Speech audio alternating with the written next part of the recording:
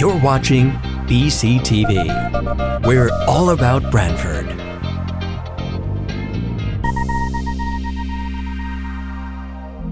You're watching BCTV, Branford Government Television, a service of Branford Community Television. This program is brought to you in part through the support of the town of Branford.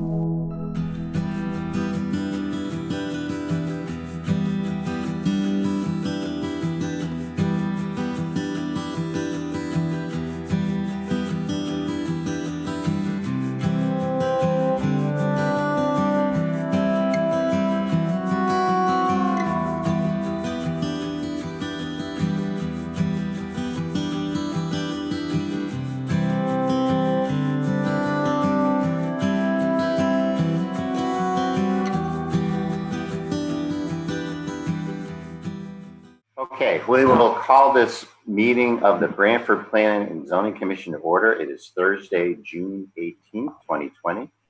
It is 7:02, and we have two public hearings scheduled for this evening. And first, I'll introduce members of our commission and staff. By the way, I'm Chuck Anders, chair. Okay, Chuck Anders, chair. Joe Chadwick, are you here? Joe Chadwick, present. Joe Viuzzo, are you here? Joe Viuzzo, present. Fred Russo, are you here? Present. Paul Higgins, Mr. Higgins, you present? I'm here. Marcy Pelusi, Marcy, are you here? Marcy Pelusi, present. Yes, and our staff this evening, Caitlin Piazza, our assistant planner. Caitlin, you're here. Present. Michelle Martin, our clerk recording secretary. Present. And we expect Harry Smith, our town planner, to join us soon. With that, before I go over the instructions for our public hearings and read the agenda of the public hearings, let me first turn it over to Caitlin to review the rules for participation in this virtual Zoom meeting. Caitlin. Caitlin Piazza, Assistant Town Planner. So there are multiple ways to participate, but we ask that you only do so if you're speaking on a specific application and during the time that's allowed for public comment. If you're using the computer, we prefer that you use the raise your hand option, which can be found by hovering over the bottom of the screen, clicking on participants, and right next to your name should be the raise hand option. There's also a chat feature at the bottom of the screen next to the participants icon. If you're calling in, if you want to raise your hand and participate, you just have to press *9. And we just ask that every time you speak, you state your name for the record first. And I think that's it. And please mute yourself if you're not speaking. Chuck Anders, chair. Thank you, Caitlin. Caitlin, do we have the notice of public hearing that can be read? I mean, Marcy, do you have that? I do. Well, Marcy, would you please read the notice of public hearing? Sure. Marcy Pelusi here. The Planning and Zoning Commission of the town of Branford, Connecticut hereby gives notice of a public hearing to be held on Thursday, June 18th at 7 p.m. by remote technology as authorized by Executive Orders 7B and 7I to consider the following. 1, application number 20-5.2, special exception for a contractor's business and storage yard, grading and earth removal located at 58 East Industrial Road, Russo Real Estate LLC, care of Keith Russo, applicant and owner. Item number 2, application number 20-5.1, special exception and coastal site plan for grading for installation of flood ports and retaining wall for an existing single-family home located at 25 Fenway Road. Matt and Lisa Pasco, applicants and owner. At said hearings, all persons will have the right to be heard. A copy of the application materials will be made available at least 24 hours ahead of the meeting at https://home/planning/20%, 26%, 20 zoning under a file for this particular meeting date. Written communication should be submitted by email to p-z branford-ct.gov by noon of the day before the meeting for posting at the above Dropbox account associated with the town's website. Branford Planning and Zoning Commission, Chuck Andrews, Chairperson. Chuck Andrews, Chair. Thank you, Marcy. We'll follow our normal format for a public hearing. The applicant will go first, make its presentation, include applicant's representative and any experts. After that, we'll turn it over to the commission and staff. The staff will summarize staff reports. We'll have questions by commission and staff for the applicant. At that point, we will open it up to the public. We ask again that you participate as Caitlin summarized. There's a number of ways to be recognized. And we ask that you state your name before speaking, make your public comments. Following the public portion, we allow the applicant to respond to any of the public comments.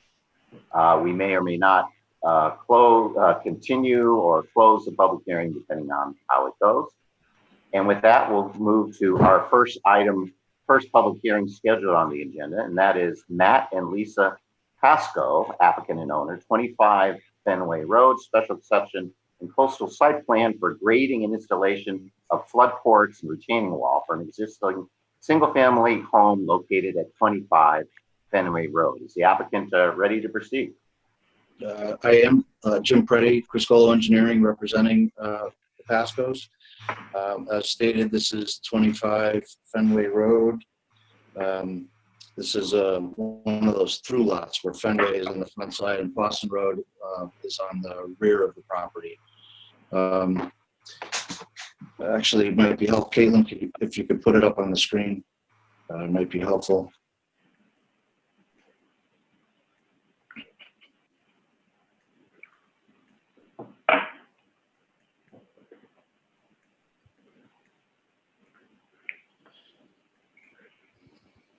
So this is an existing home,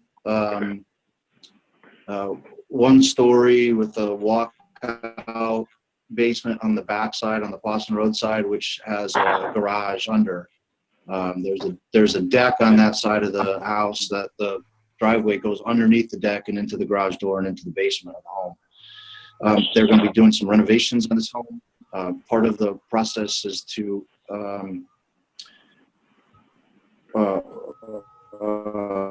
make the home FEMA compliant. In conversations with the town engineer. Caitlin, this actually isn't the revised plan. Caitlin Piazza, Assistant Town Planner. We I've seen that myself. In any event, the plan is to excavate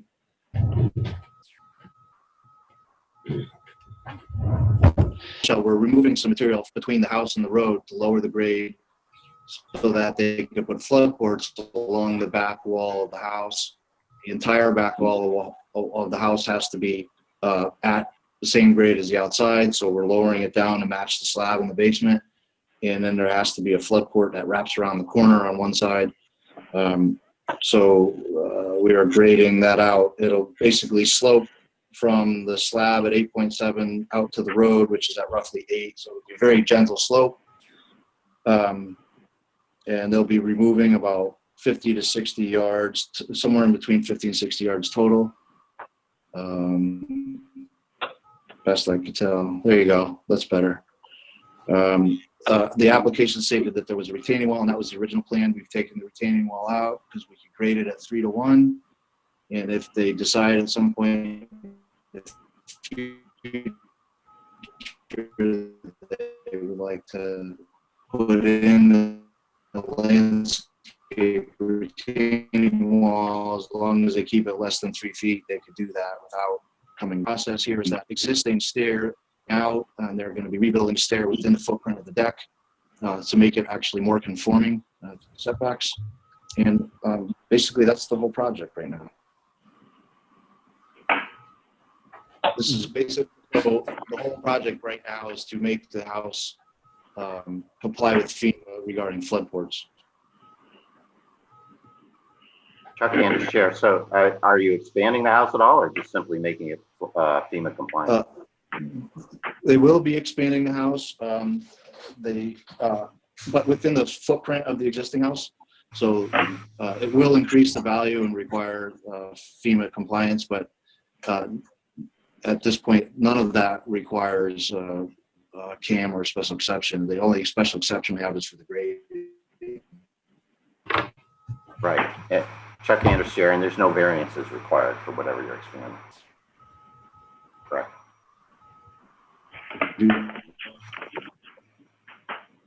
Chuck Anders, Chair. Sorry, Jim, I can't hear you. There will be a variance required on the other side of the house for what they're doing because the front stoop, you can see the little stoop in the corner. Yeah.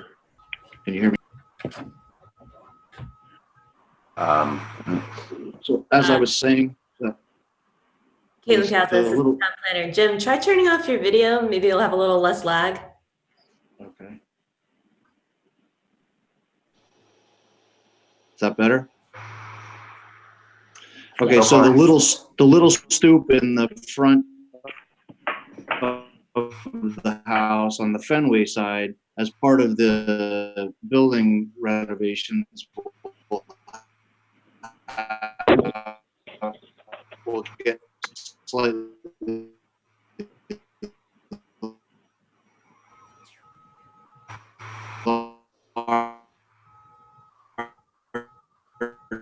larger and have Chuck Anders, Chair. Jim, I'm sorry, we can't hear you. You're very fuzzy. So that area will actually approach a little bit into the setback, and only because there's a narrow street issue, additional setbacks through the narrow streets, they would be complying, but they won't be coming out. Says I have full.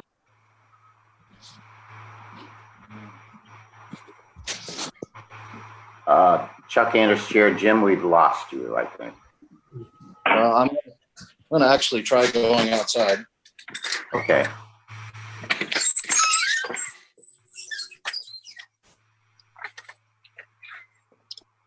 Oh, is that any better? Jim, ready? Go close to your router. Chuck Anders, Chair. Jim, it's hard to tell if it's any better or not. If it really comes to worse, you could try calling. Okay. So in any event, the application tonight is for the grading. We need a special exception for the grading. Okay. Typically for the Chuck Anders, Chair, for a coastal site plan, part of what we have to do is certify it complies with the zoning regulations. And if you need a variance, we can't approve any part of the plan that doesn't comply. So and it sounds like once you don't need to come back before us because it's an as of right use, you would need to come before the zoning committee just for the construction of the house. But I don't think if any part of this plan you need a variance for, I don't think we can approve the plan. No, so part of it. Jim Preddy, Criscola Engineering, there's no part of this plan that you're looking at that requires a variance. Okay. Chuck Anders, Chair. So what you were describing earlier that you would need a variance for is not shown on this plan. It's something you'll do afterwards. Is that correct? That is correct. Okay. Marcy Paluzzi, I have a question. I'm a little confused why holding out the grade to open up more area of the floodplain for flood ports makes that more conforming than just, leaving it an unconforming use as it is. I mean, are they trying to open up light into the lower level and it works to give it a little more conformity? I just haven't seen this approach with flood ports on existing structure that's at elevation 12, nearly at the flood elevation that you'd want. So I'm a little confused. Jim Preddy, Criscola Engineering. It's because the house touches the AE zone. So the requirements are that the lowest level has to have flood ports. And from what the town engineer says, at least one wall has to be completely at grade. So So that's why you're exposing the wall. yes, Okay. so the floor is at grade basically at the whole backside, the whole Boston Road side. Right. Yeah. It's just an interesting interpretation of the regulation, which I haven't heard before. Thank you. Chuck Anders, Chair. Jim, anything else? No, that's it. It's a pretty simple application. Okay, Chuck Anders, Chair. Thank you. I understand, Caitlin, you prepared the staff report. Do you want to review that with us, Caitlin? Caitlin Piazza, Assistant Town Planner. Yes, and just to kind of briefly go over maybe what you didn't hear from Jim. So I think everybody understands the grading portion of it, but they're going to need a variance for an extension of a porch on the Fenway side because there's narrow streets that exist, which increases the setback requirement, but that is not part of this application. Everything looks generally pretty good. The only comments I had, you can see on page 2 of the staff report, and it was just concerning existing vegetation. I'd requested that the existing vegetation be shown, and more of it's being shown, but in particular, there's 2 larger trees on the property, and I just wanted to bring it to the commission's attention. I wanted to put in a tree protection plan or some kind of condition to make sure if they're damaged in any way that they be replaced in kind, because they are significant trees by our definition, zoning regulations. And I also want to say that the town engineer has reviewed these plans, and I believe his letter was included in your packets saying that the revised grading that was submitted is in conformance with local regulations. And that's pretty much it. That's kind of the only thing I was wanting to bring to your attention discussion. Chuck Anders, Chair. Thank you, Caitlin. One question to the to Mr. Preddy. Mr. Preddy, have you reviewed the staff report, and are you okay with the findings and recommended conditions? Yes, Jim Preddy, Criscolo Engineering. I have reviewed it. The issue with the trees, they will protect the trees if during construction they feel that the grading is getting a little close. Like I said, they do have the option to use some landscape wall as long as they keep it less than 3 feet. So I think protecting those trees is not going to be a problem. Chuck Anders, Chair. Thank you. Are there any questions or comments from commission members or staff?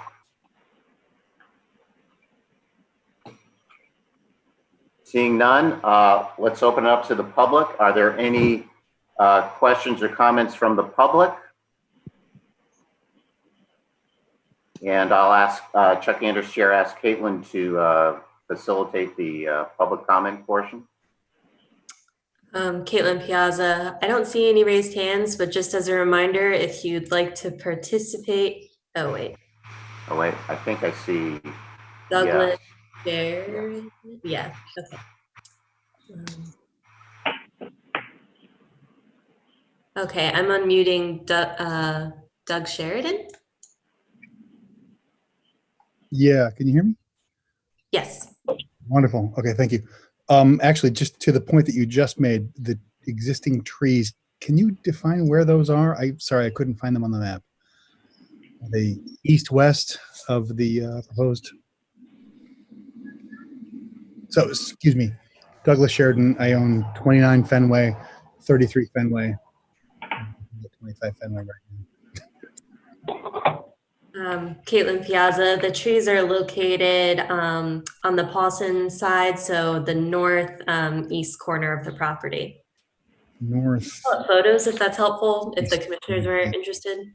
Okay, no, that's fine. I own a rather large, I think it's an older tree right on the corner of the property. My property actually extends slightly into the driveway on the northwest corner of 25 Fenway, and of course I'm concerned if any disturbance would occur there.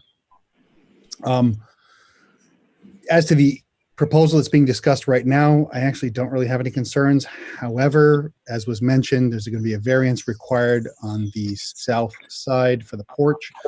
I also noticed that the plan proposes turning what's currently a screened-in seasonal porch on the west side of the property into a permanently enclosed part of the property that is consistent with the footprint. However, it's within 2 feet of my house, or excuse me, 2 feet of my property.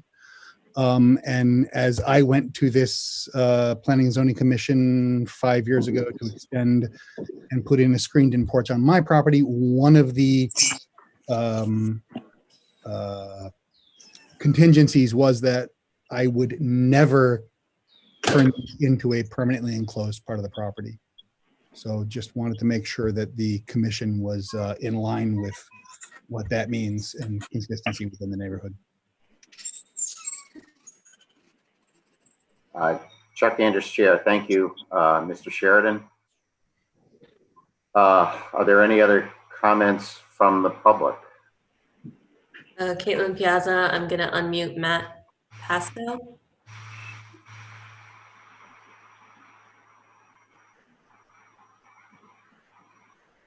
Matt, you're unmuted.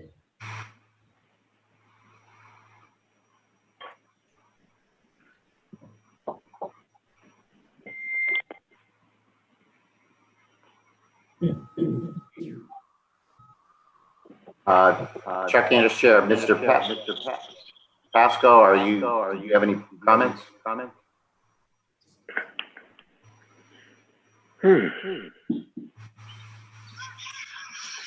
You're bad tonight.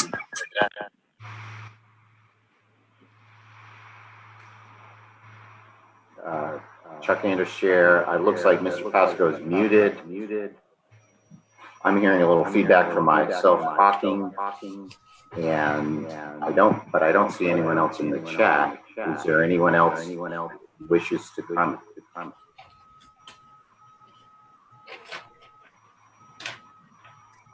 Caitlin, I don't see anybody else raising their hand or in the chat. Okay, then we'll ask Mr. Preddy if you have any response to any of the public comments. Mr. Pasco, I see him raising his hand. So yeah, he's unmuted. Fortunately.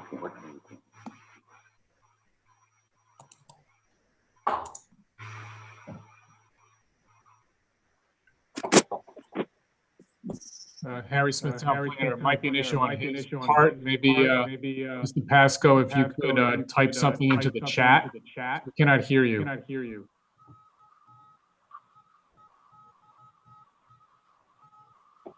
Chuck Anders, Chair. Does anyone know why we're hearing the feedback?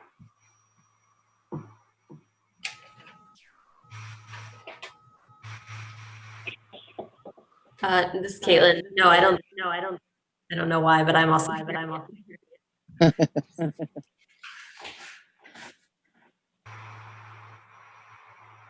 Well, while we're waiting for Mr. Pasco to comment, Mr. Preddy, do you have any additional comments in response to, I guess, Mr. Sheridan's comment? Jim Preddy, Criscolo Engineering. The trees that we're marginal with are on the opposite side of the property. We're not planning on taking any of the trees down on Mr. Sheridan's side. We're doing very little activity on that, on the west side of the property.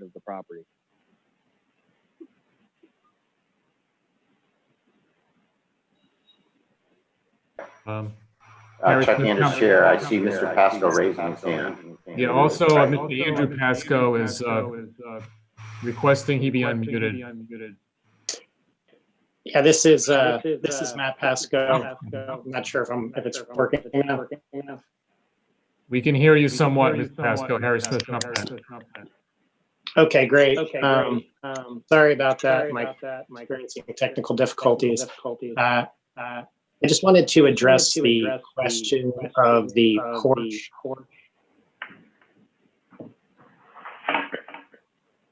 And I think there was concern of the porch on the side of the house. I just wanted to emphasize the fact that this is a pre-existing structure. This is not something new that we were looking to add. This is a pre-existing structure that's already part of the house. Chuck Anderson, thank you, Mr. Pasco. Any other comments that you have?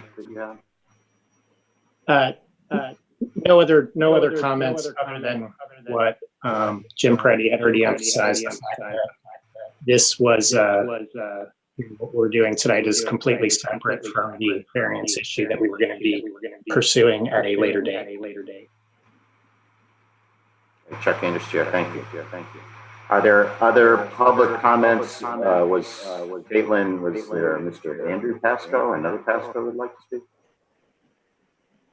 Yes. Can you hear me? Chuck Anderson, yes.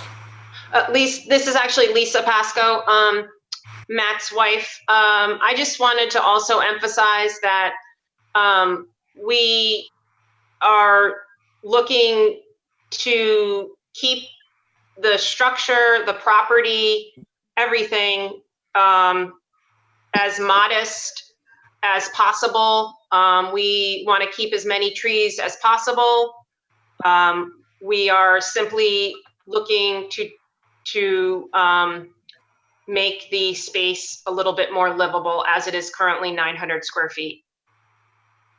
But it is going to be a very modest structure. Chuck Anderson, thank you, Ms. Pasco. Are there any other public comments?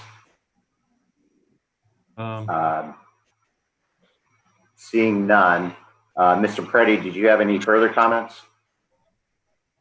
No, I believe, Jim Preddy, I believe we've covered it all.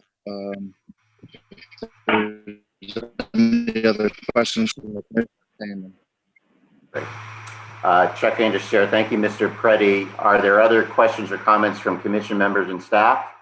Harry Smith, Town Planner. We just, there was a chat statement by Doug Sheridan saying he was told by the commission that my screened-in porch cannot be enclosed. I just want to clarify, my understanding is that no changes to the house are actually part of this application. So that includes the request for the variance. All those changes have been taken off the plan, which solely deals with the grading and anything subject to section 6.8 in the coastal site plan application concerning those changes. You are unmuted. Chuck Anderson, thank you, Harry. So there's no proposal to close in the screen porch. That's my understanding. Mr. Preddy, is that correct? Yeah, Harry Smith, Town Planner, is not part of this application. I think they're proposing to do something to the house, but that's been removed from this application. Maybe we would ask Mr. Preddy to clarify that as well from his side. Jim Preddy, yes, there is plans to renovate the house that will require a variance on the Fenway side, but you're correct, that is not part of this application, and those plans are being worked out and will be going before ZBA at some point. Chuck Anderson, thank you. Okay. Anything else from the applicant or commissioner staff? Hearing none, then we will close this matter as a public hearing. This sounds like something we can take up after we finish our public hearing. So we may bring this up after we complete our public hearings. Thank you. Okay. With that, we'll go to item number 2 for our scheduled public hearings. That's Russell Real Estate, care of Keith Russo, 58 East Industrial Road, special exception for new contractors, business and storage yard, and grading and earth removal. My understanding is the applicant is requesting us to open and continue this meeting. Is the applicant here on this one? Yes, Jim Preddy, again, Chris Golo Engineering. Yes, we are requesting to table this application at this time. There are some outstanding items that we have not addressed, and rather than come forward with an incomplete application, we'd like to table it. Okay. Chuck Anderson, thank you, Mr. Preddy. Is there any member of the public who would like to comment on this, with the understanding that we haven't even heard the application yet, and if you have some comments, it's probably wait for the applicant to make the presentation, which would be, we're going to continue this to our next meeting, which is on July 2nd, Thursday, July 2nd. With that said, are there any members of the public who wish to comment on this? You are unmuted. Chuck Anderson, Chair. Caitlin, is there anyone, have you seen anyone who'd like to comment?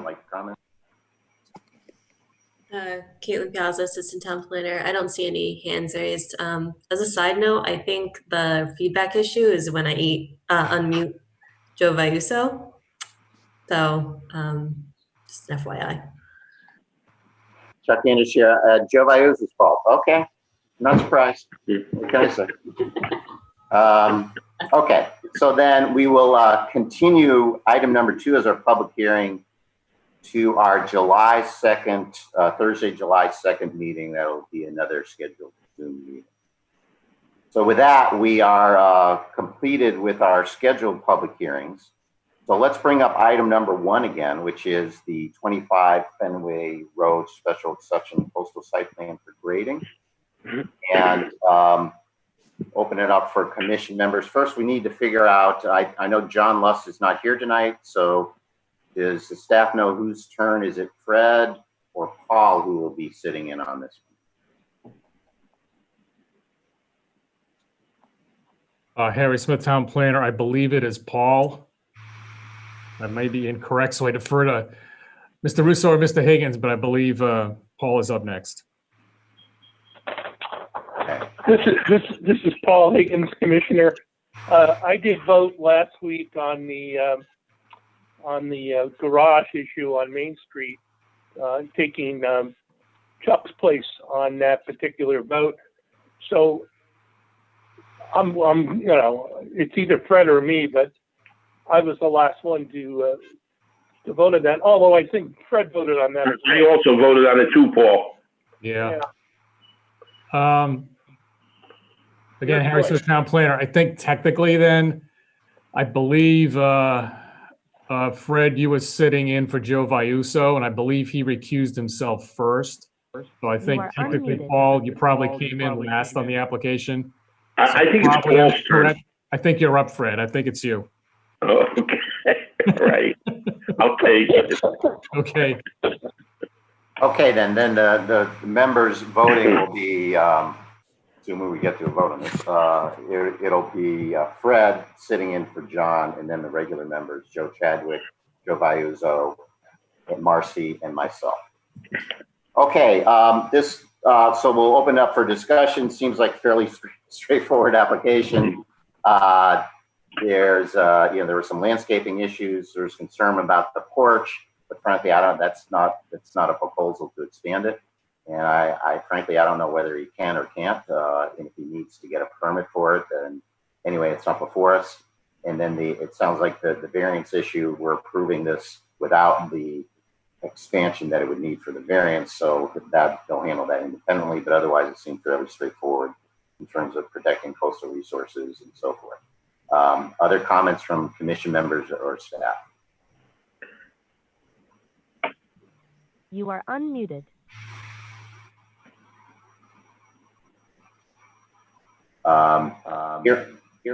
Chuck Anderson, you're hearing none then I think, Caitlin, looking at your staff report, do you want to review with us the findings and conditions that I believe the applicant said they were okay with?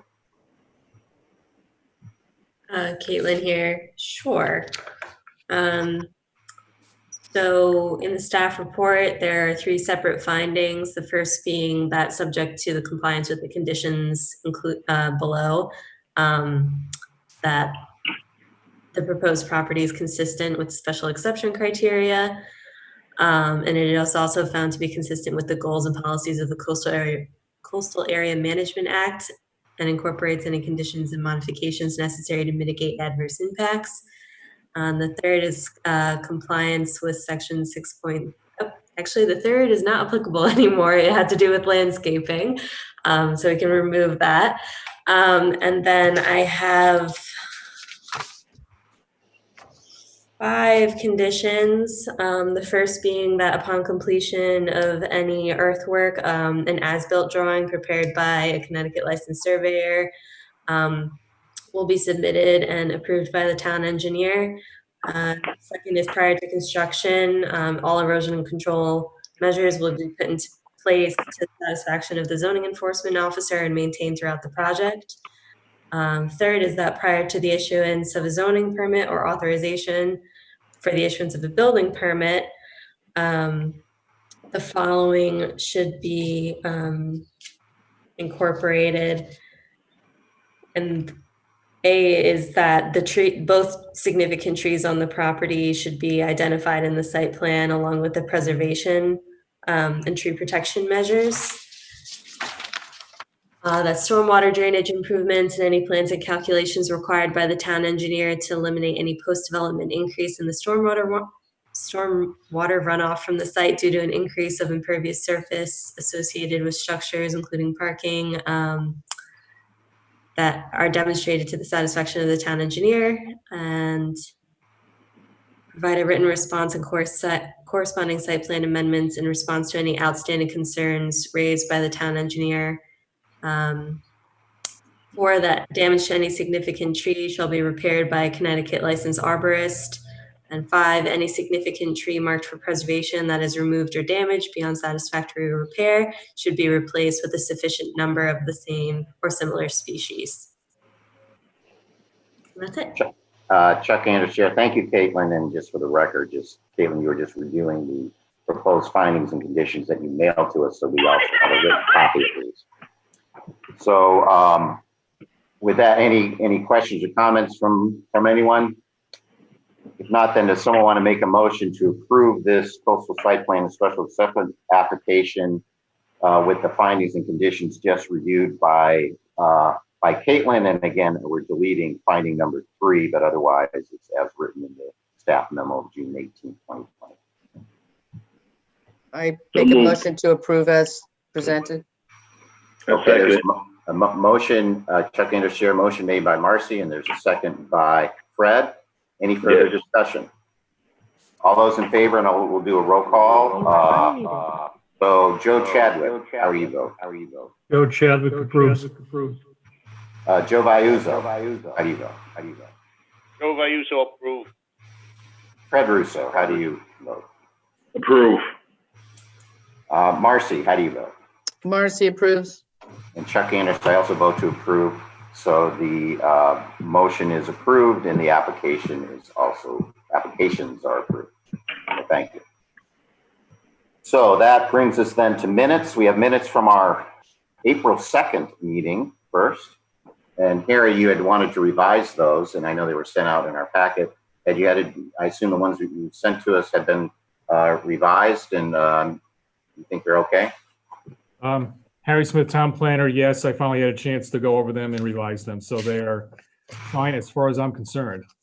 Okay. So then, would someone like to make a motion to approve the April 2nd, 2020 minutes? I'll make a motion that we approve the minutes. Motion made by Fred to approve the April 2nd, 2020 minutes. Is there a second? Joe Chadwick seconds. Second by Joe Chadwick. We'll go through the roll again. Joe Chadwick, how do you vote? Joe Chadwick approves.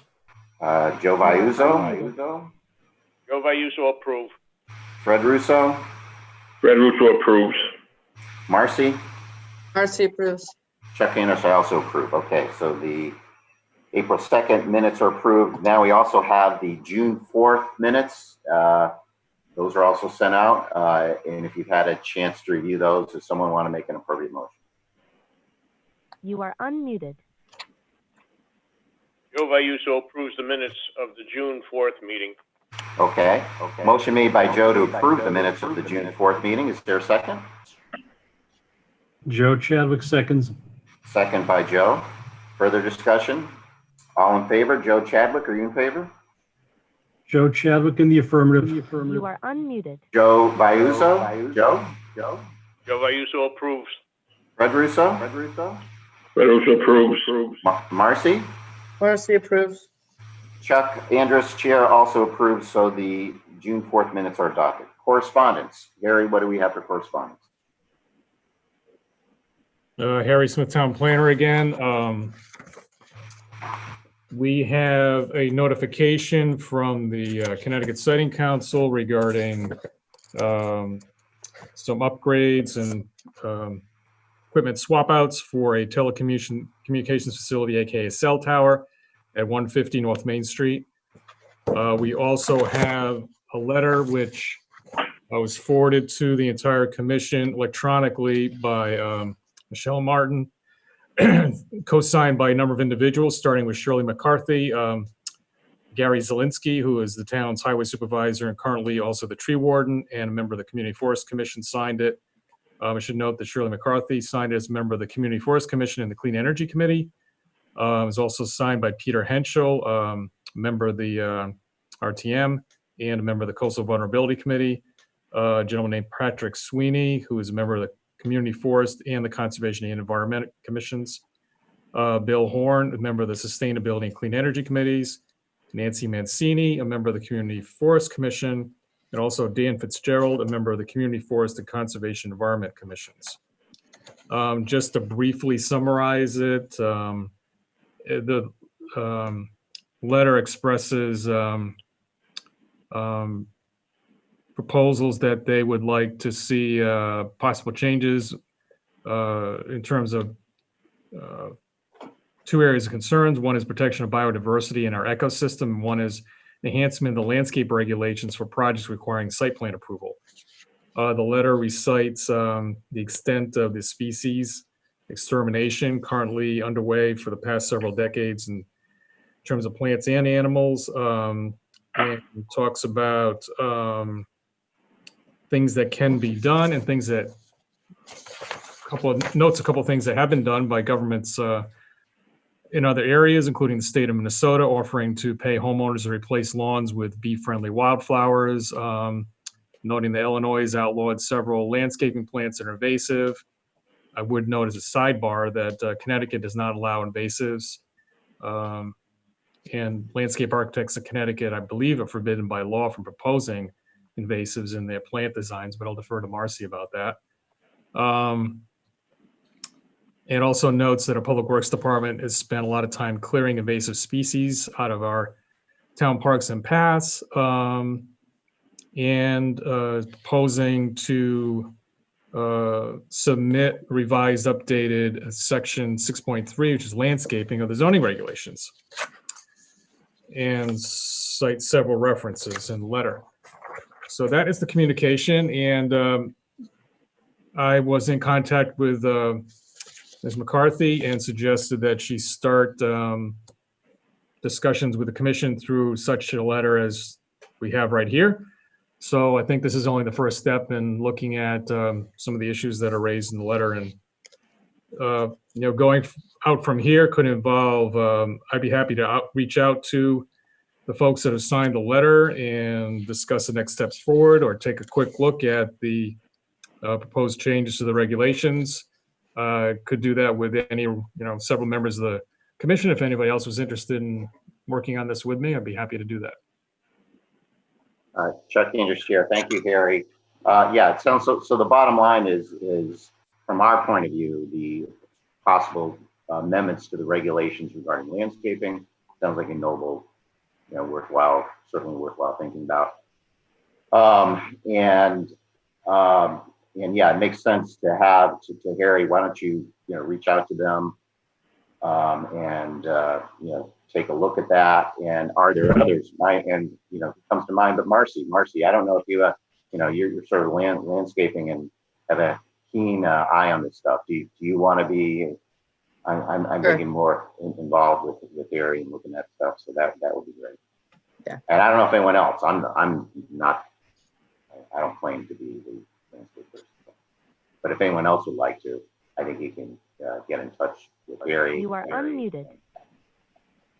Chuck, I would volunteer. Fred Russo would volunteer Okay. Okay, so that's how we'll start. I think Harry can reach out to the group. We can get, I don't know if they have text available, and maybe circulate it, talk individually. The one thing we have to worry about is if we actually have too many commission members or an actual subcommittee, then we got to notice meetings and comply with FOIA and so forth, which is not a problem, but it's, just be aware of that. Sometimes it's more process than, if we actually have a formal committee, but I think if we're just, reviewing preliminary stuff individually and not having meetings, then we can handle it that way. So yeah, Fred and Marcy can be in touch with Harry. If it looks like it goes more than that and we have to set up a subcommittee, then we can do that. All that means is that we have to do notices and let people know if we actually get that far. But otherwise, why don't we go forward like that? Does that sound okay to everyone? Yeah. Okay. Great. Okay then, any other correspondence, Harry? Harry Smith, Town Planner. No, that was it. Thank you. Okay, great. Chuck Anders, Chair again. Okay, now we're moving to old business. We have first item is Statewide Development, 41 Branford Road. It's a 4-lot re-subdivision, and we need to set a public hearing for that. And I believe that's something that the Commission previously authorized Harry and I to set a public hearing. Do we want to set that now, Harry, or should we just leave it up to our discretion? So. Again, Harry Smith, Town Planner. I'm happy for it to be left up to my discretion and in yours. Okay. Then I will note it's not too late to get it on the agenda for the next commission meeting if it turns out to be the appropriate time to take it up. Okay, so this likely would come up either of the July meetings. It's scheduled the public hearing at that time. That brings us into items number 2, 3, which are both Tidal Basin, the site plan modification, the residential development, and the PDD master plan residential development. That's again for the swapping out the inn for multifamily development opposite the brewery. And we have a public hearing scheduled that for our next meeting on July 2nd. Is that correct, Harry? Harry Smith, Town Planner. Yes, that's correct. Okay. So we'll discuss that and hear that one at our next meeting on July 2nd. Brings us to item number 4 and 5. This is Mariner's Landing. That's the Anchor Reef in the same geographical area for the site plan, coastal site plan, mixed use development for number 4 and 5. And that's also involves a re-subdivision as well. So Harry, we have we haven't scheduled a public hearing for that. Did the commission authorize us to establish the date, or do we need to do that, or what? That is my recollection. I'm not sure I'm entirely correct. Again, Harry Smith, Town Planner. One of the concerns of the last meeting was at that point, we did not have all the application materials, so I did not want to recommend committing to a date. Since then, we've received everything, and referral has been made out to the Department of Energy and Environmental Protection, as is required, 35 days ahead of the public hearing schedule. So I believe we are all set to have a public hearing probably on the 16th. But I guess I'd prefer it if the commission's willing to delegate to myself and the chair by actually establishing the date, just to be sure. Chuck Anders here, thank you. I'll just run through it. Joe Chadwick, is that okay to delegate the date to Harry and myself? Joe Chadwick. Joe Vayuso? Yeah, Joe Vayuso, that's okay with me. Fred Russo? Fred Russo is fine with me. Marcy? Marcy Paluzzi, okay. Okay, and it's fine with me as well. Okay, so we'll work with Harry. Well, it sounds like it may be July 16th, but we need to finalize that. Right. That brings us to item number 6 is also part of that package, excuse me. So that's part of that as well. So then that brings us to new business, which is item number 1. We have Yale University applicant owner, Horse Island, special exception for expansion of a special exception use, and it looks like we'll need to receive that and schedule a public hearing. Gary or Caitlin, do you want to you have any recommendations, you want to just explain what this is? Yeah, I think I'll defer to Caitlin since she's been, did meet with these folks. We just received an application, I believe, a few days ago, but I'll let her provide a brief explanation of what's going on. Caitlin Piazza. So I've been talking with Andrew Ruff, who is an architect working with Yale University and the Peabody Museum, who kind of jointly own Horse Island, which is part of the Thimble Islands. It's one of the largest. Yale has been operating kind of an outdoor research laboratory on the island, and what they're looking to do is add a building there, which would constitute an extension of the use. And it's a special exception because it's part of an educational facility. It's basically more or less 700 to 900 square foot building on piers, and basically for the sole purpose of storing equipment and providing shelter just in case of inclement weather. And I believe they're also planning on holding small events there associated with the department and the research and the university. And it looks to be a complete application, so I suppose it could be on the first July meeting, but perhaps the second would be better since we just got it this morning. Chuck Anders, Chair. Thank you, Caitlin. Well, then perhaps then this would also be an appropriate one to defer to Harry and myself the actual date of the public hearing. It looks like we'll do it in July, but I'm not quite sure since you just got it in as to which meeting it will be. Is that okay? Joe Chadwick, does that sound okay? Joe Chadwick concurs.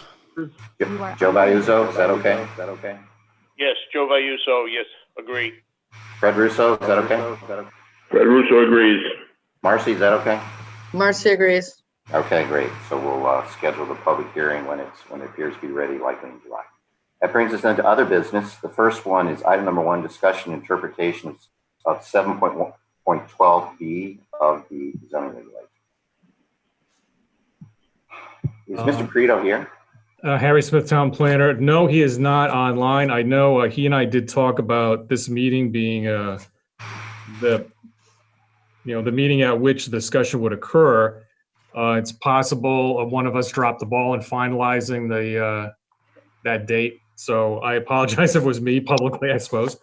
But I will get back to him, and we can put this on a future meeting when it's convenient for Mr. Perito. Okay. Chuck Anders, Chair.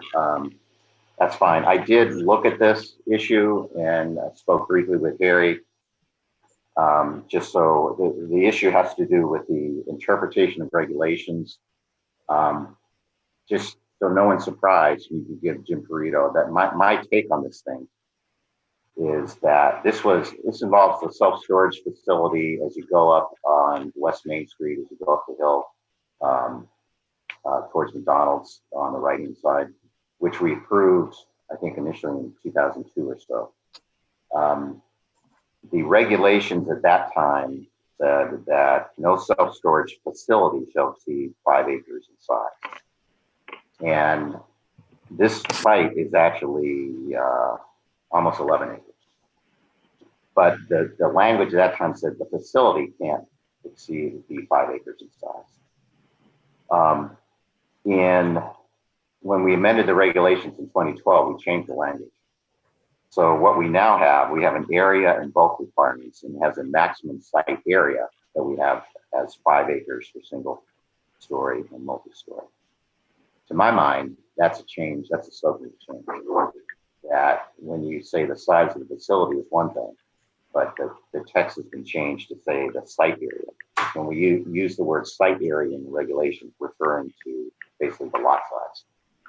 So what that means effectively is that this would be non-conforming, and that if they want to do any addition on the site, they would need to amend the regulations as part of that application. They may be able to do it. There may be a good reason for it. Maybe the change that we made in 2012 was unintended because it seems to me it's different from what I read earlier. But that's sort of my takeaway.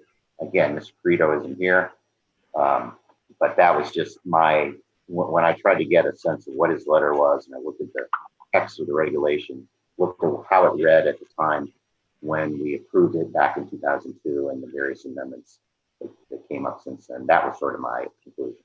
But I don't think we should make any conclusions because probably no one's looked at it other than me. And I had the benefit of just looking at this other stuff and Mr. Frito in it. But which doesn't mean he can't expand, but I think we may need a text change or a variance. So that's a preview if we come to that. Any other people, any other ones read this or have any thoughts about this? You are unmuted. If not, then we can move on to item number 2, which is the discussion for the need for a peer review for traffic study for Meritor's Landing 60 Maple Street application. Harry, you want to give us background on that request? Sure. Harry Smith, Town Planner again. This concerns the applications that we just talked about setting a public hearing date for Meritor's Landing. That part of, I guess you could look at the part of this proposed development was already subject to a review as part of the original PDD for Anchor Reef. At that point, when it was approved previously and modified previously, it included the brewery and the land that the hotel was recently approved on that is now being proposed to be converted to multifamily housing. I think it was a year or two ago, the commission split the PDD to recognize the property ownership division in it between Mr. Crowley and the owners of the Anchor Reef development. Since then, as you know, folks have come in and looking at developing the rest of Anchor Reef as a phase 2. They've submitted a traffic study as part of the applications, which is required by the regulations. The master plan section of the zoning regulations requires that the traffic study also look at provide analysis of pedestrian circulation, which I've looked at the traffic study quickly. It does not seem to have that. It also really doesn't account for traffic to be generated by the currently approved hotel. It's to be converted to the multifamily housing. And also just wanted the commission's take on whether you think a peer review is required. The traffic study basically refers back to previous approvals by Department of Transportation, the Office of State Traffic Administration, excuse me, and draws a distinction between the extent of the traffic to be generated by those approvals and the level of development proposed back then and what's proposed now. Given the COVID situation, there is no information on traffic counts.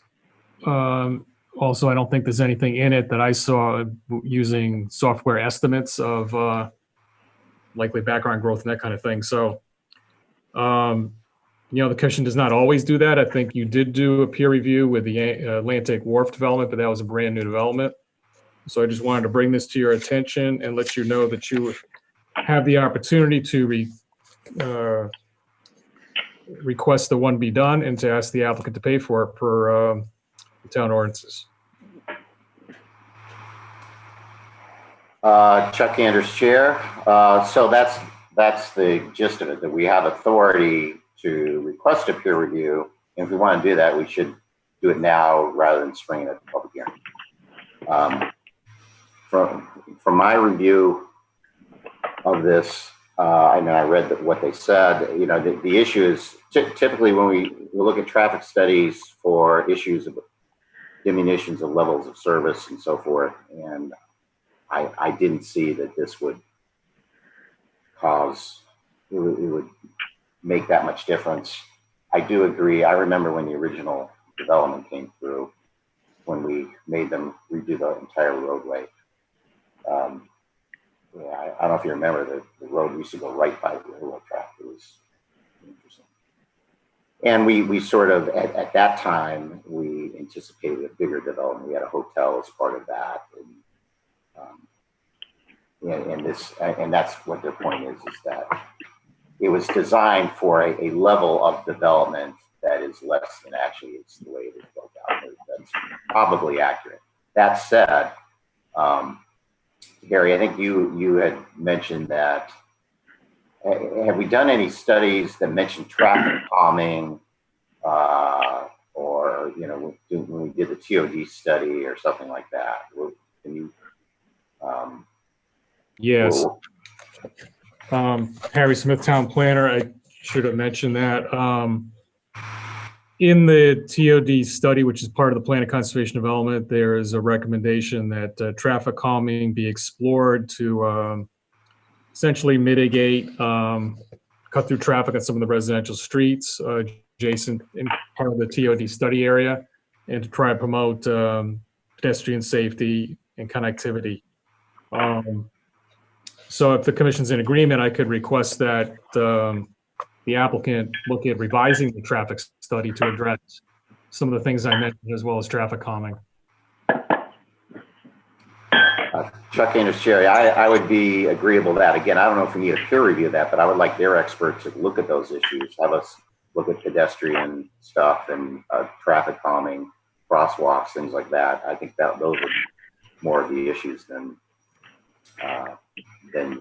adding a traffic light or something. Chuck Anders, so what does everyone else think? You are unmuted. Joe Chadwick speaking. We're looking at what a afternoon peak of 864 cars. That's about 14 cars a minute, and that was in 2016. So my understanding is that's a survey and not really a projection. So if there was some fleshing out of this for a projected load with the entire proposed development in that area, that I think that would be really helpful. And at least citing the contribution of this development to the 2016 numbers. So essentially, I'm asking for an enhancement of the information here. I'm not necessarily asking for a peer review. Okay. You are unmuted. Chuck Anders, Chair. Thanks, Joe. Anyone else?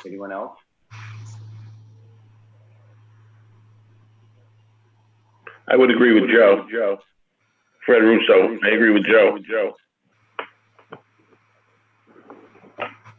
Chuck Anders, Chair. Thanks, Fred.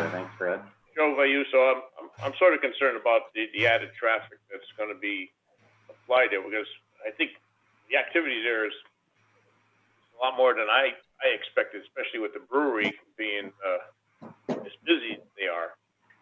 And their proposal is add 147 units in one area there and 30 more on the other. That's a lot. That's quite a bit of a lot of people there. Some of it will be maybe people walking across the street to the railroad station. They may not necessarily use their car, but I think we need to look at a revised traffic study. Based on all the new proposals that's there, because originally I think it was the 230 unit high rises got needed was and a hotel there, and now it's from 30, that 60 plus hotel now brings it up to, now it's higher numbers, 147, and now Paul's Rope there, where was going to be a hotel, now that they're talking 30 more units there. So I think there's some changes, and then the brewery is, to me, is much more busier than I ever expected it to be. So I think a revision of the traffic study would be warranted. Chuck Anders, Chair. Thanks, Joe. And then Harry, I think so. Include in the background stuff the tidal basin. Marcy. I don't think an independent peer review is necessary. As I recall the original plan, I thought there was an office building where the parking lot for the brewery is. So I think the capacity of the road is probably fine. I would love to see some traffic calming because it is a through row. I think we should anticipate pedestrian traffic.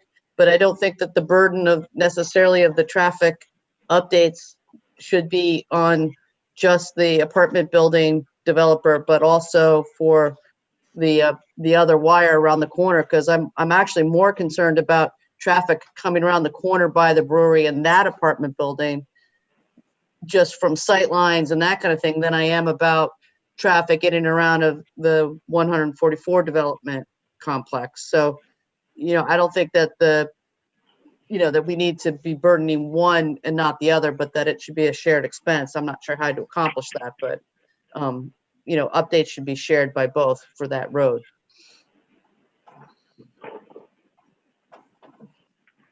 Chuck Anders, share. Harry, do you know if, as part of the tidal basin application, do they have a traffic report as part of that? Harry Smith, Town Planner, I believe they did submit something, but since it's a modification, there may have been a simple statement that the traffic generated is not going to vary greatly from that of the proposed hotel, but I'll go back and look at it more closely. Okay, great, thank you. Okay, any other comments? It sounds like then no, we don't need to hire a separate peer review, but we want their guy to beef up his study, give us more data, add the background stuff from tidal basin, look at traffic calming stuff, and give us a deeper analysis. Okay. Thank you very much. I will let them know. Great. Okay, item number 3, bond release, 906 West Main Street. Harry Smith, Town Planner. There are several issues with that. I'm going to defer to Caitlin, who's been working on it directly. Yeah, Caitlin here. I've been out to the site, and so has our new zoning enforcement officer, and we've both been in contact with the owner, or owners. I guess it's owned by a family, and there seems to be a bit of a disconnect about what they would like to do. They did install new landscaping and striping, but it was not at all in conformance with what was approved. So at this point, I would actually feel comfortable recommending that the bond just not be released, because if nothing else, they haven't even submitted a site plan to amend what they would like, and they've installed things that would need to be completely redone to be in conformance with what was already approved. And I don't necessarily see that happening anytime soon. Okay, so Chuck Anders, share. So you're not saying we need more time, just table this. You're suggesting that we actually move to deny the request for a bond release. Caitlin here. Yeah. I don't see it happening anytime in the near future. Okay. Okay. Harry, anything else on that? Is that? No, I think that makes the most sense. Again, Harry Smith, Town Planner. As I think alluded to by Caitlin, they could certainly file an amendment to the site plan approval that they received from the commission and try to get agreement from the commission with respect to the changes they made to the site, if that's possible under the regulations, and come back and request the bond return at a future date. Okay. Thank you, Caitlin and Harry. Does someone then want to make a motion that we deny the request to release the bond for 906 West Main Street because, frankly, they failed to build out the site plan as represented on the site plan? You are Joe Chadwick moves to denial. Motion made by Joe. Is there a second? I'll second that. Fred Russo, I'll second that. Chuck Anders, chair. Second by Fred. Any further discussion? All in favor? We'll go through the roll call. Joe Chadwick, are you in favor? Joe Chadwick is in favor. Joe Vayuso? Joe Vayuso is in favor of Fred denial. Russo? Fred Russo is in favor of denial. Marcy? Marcy Paluzzi in favor of denial. Chuck Anders also in favor. Okay, item number 4, planners report. Anything going on, Harry? Harry Smith, Town Planner. I just want to make the commission aware that We will be, with the concurrence of the Board of Selectmen, via resolution that was approved at their meeting last night, making an application to the Department of Housing to secure some grant money for the preparation of an affordable housing plan. Affordable housing plan has been on the statute since 2017. I understand very few communities in Connecticut have prepared one and submitted one to the state. Earlier this year, the state developed this planning grant program that I think to encourage more communities to go ahead and prepare affordable housing plans. It certainly has been an issue that we discussed during the plan and conservation development process, and it's recently become the topic of a monthly meeting at the regional planning agency of a number of the area, number of towns. I've attended a couple of those meetings. Caitlin has as well, as has the first selectman and a couple of interested individuals from Branford.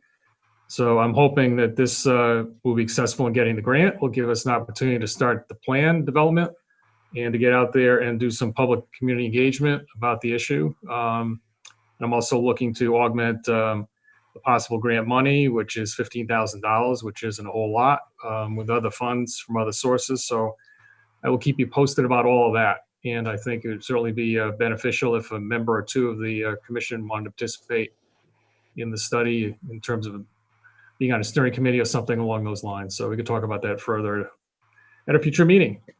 That's it. Thank you. Okay, thank you, Harry. Chuck Anders, Chair. Anything else for your planners report?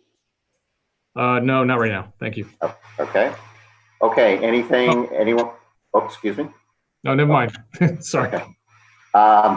Okay, anyone else have anything? Actually, I do. Excuse me. I just quickly scanned. You may note that Dan Brennan is in attendance tonight. He is our new zoning enforcement officer. I think I mentioned that at the last meeting. So I don't know if I'm going to take a couple of minutes and could defer to Mr. Brennan to introduce himself. And if you'd like to have a quick conversation about zoning enforcement, this would be a good time. Chuck Anders, Chair. I would love to hear Dan introduce yourself and tell us about yourself and what you're up to. Hi, can you hear me? Yeah, Dan, we can. Yes.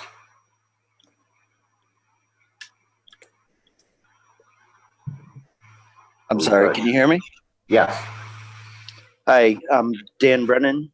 I'm the new zoning enforcement officer. I had the pleasure of meeting Chuck this morning in the office. I used to work in the city of Bridgeport as a zoning inspector for about 6 years. I've been in the construction industry on and off for probably about the last 20.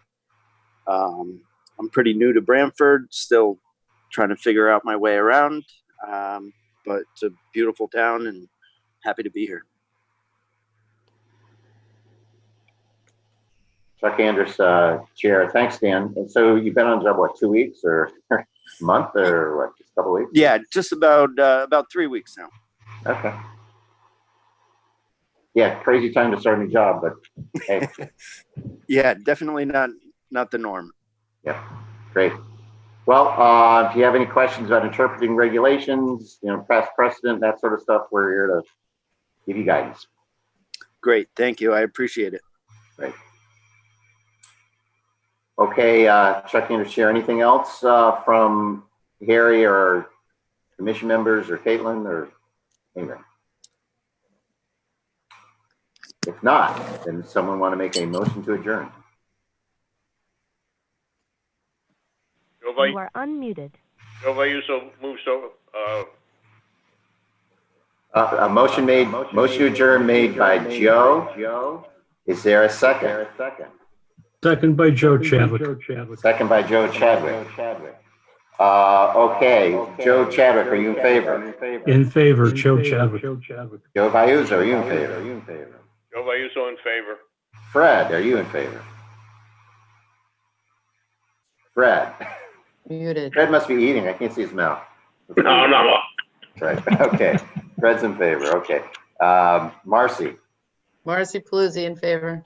I'm also in favor. So meeting is adjourned. So thank you, everyone. Good night. Quickest one yet. All right. Hour and 15 minutes. Have a good night, everyone. A record. Great.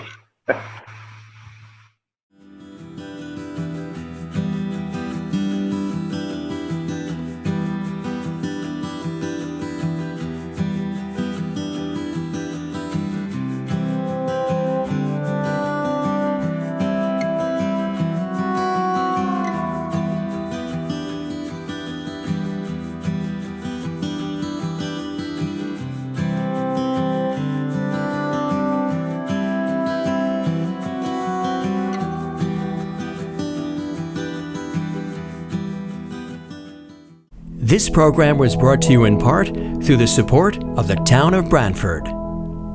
Watch town meetings and other videos on demand at BranfordTV.org.